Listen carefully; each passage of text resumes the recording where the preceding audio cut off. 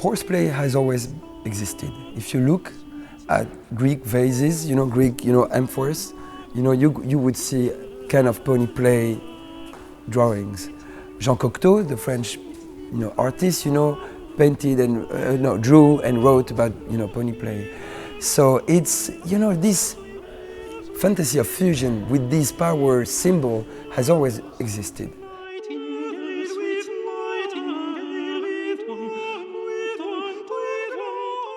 Pony play is like a dream, It's like a fantasy, and any child, especially the little girls, want to be a horse, it's their best friends or the lover or whatever. And I really wanted to create this kind of Alice in Wonderland feeling. Not to be just, we'll interview like a psychologist or whatever, a psychiatrist, or just like having interviews. I wanted to bring people in a fantasy world, like in a children's world. Horse Being tells the story of Karen, and she's a so-called pony player, meaning that she practices pony play. She learns how to, let's say, dress and act like a horse. So she has a handler who's going to train her. But this goes further. It's also like a mystic identification with the horse. So there's basically this strong bonding with the handler that creates a strong intimacy and that enables her to go into the horse's mind. I like my ponies to look like equines. So it has a big full mane, big full tail. I like the visual image of the pony becoming my play toy, my horse. I am transforming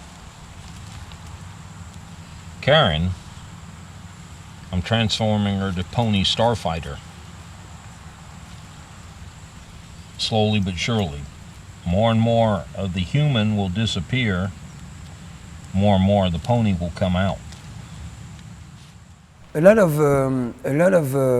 documentaries that talk about fetishism or BDSM practices focus on community or big parties or whatever, and I really wanted to focus on like a close relationship.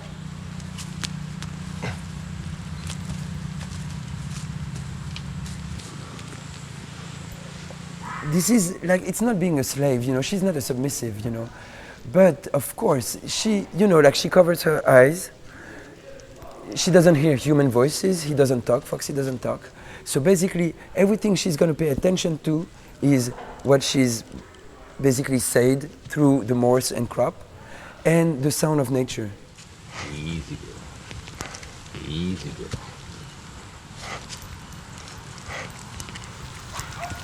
Good girl. So basically, she allows herself into like a subspace. It's like going like 1,000 feet under the water, Some people would say it's ridiculous or whatever, But for me, I respect the fact that she manages it. This is my soul. This is my body. Do whatever you want with it, but respect me. The big question for me was, how do I build this movie? How do I edit it, and how do I build drama in this movie? Usually when people film like crazy people, it would be kind of a still picture of craziness. For me, I wanted to build the story so as to go further and deeper and deeper and deeper into their minds. And she's the one thinking, how can I go back? Am I crazy right now? So I didn't want to just show them as, like a zoo animal. I wanted to dive into their story and to dive along with them. I like doing films, in this kind of time and space bubble, and to see how in this small lapse of time, they could create something magical.